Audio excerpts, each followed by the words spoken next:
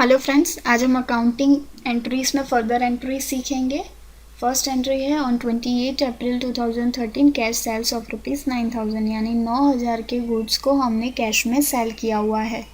Cash में cell किया यानी हमें कैश मिल रही है, तो हमने कैश को डेबिट साइड में मेंशन किया है और हमने गुड्स को सेल किया है यानी कि बेचा है, तो क्रेडिट साइड में हमने उसको सेल्स मेंशन किया है। आप देख सकते हो हमने क्रेडिट साइड में उसको सेल लिखा हुआ है।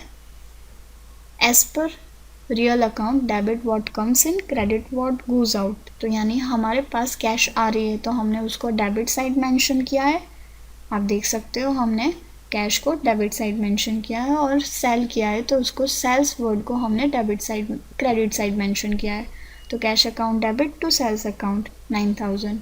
Next entry on 29 April 2013 purchase goods for cash ₹2,500 यानी हमने 29 अप्रैल 2013 को गुड्स परचेज किए हैं कैश में 2,500 रुपये के। तो यहाँ पे हम ट्रांजैक्शन पास आउट करेंगे कि हमने गुड्स को परचेज़ किया है।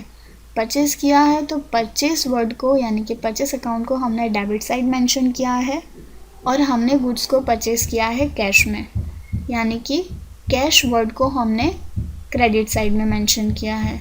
आप देख सकते हो यहाँ पे हमने कैश में गुड्स परचेज़ किए हैं, मेंशन किया हुआ है, तो हमने टू कैश करके कैश वर्ड को क्रेडिट साइड में मेंशन किया है 2,500 से।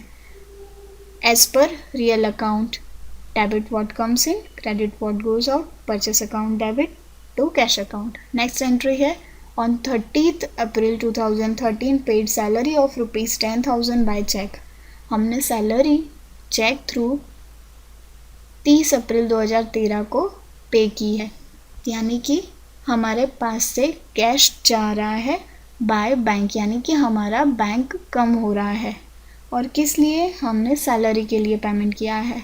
तो सैलरी हमारा वन टाइप ऑफ एक्सपेंस हो गया, तो हमने एक्सपेंस को डेबिट साइड में लिखा है एज पर नॉमिनल अकाउंट, और बैंक यानी कि पर्सनल अकाउंट को हमने क्रेडिट साइड में लिखा है। नॉमिनल अकाउंट का रूल रहता है expenses and loss account debit, यानी सैलरी हमारा एक्सपेंस हो गया वो डेबिट और गिवर अकाउंट यानी बैंक क्रेडिट। नेक्स्ट एंट्री है on 30 April 2013 deposited into bank of ₹60,000, यानी हमने बैंक में कैश 60,000 डिपॉजिट किए हैं 30 अप्रैल 2013 को।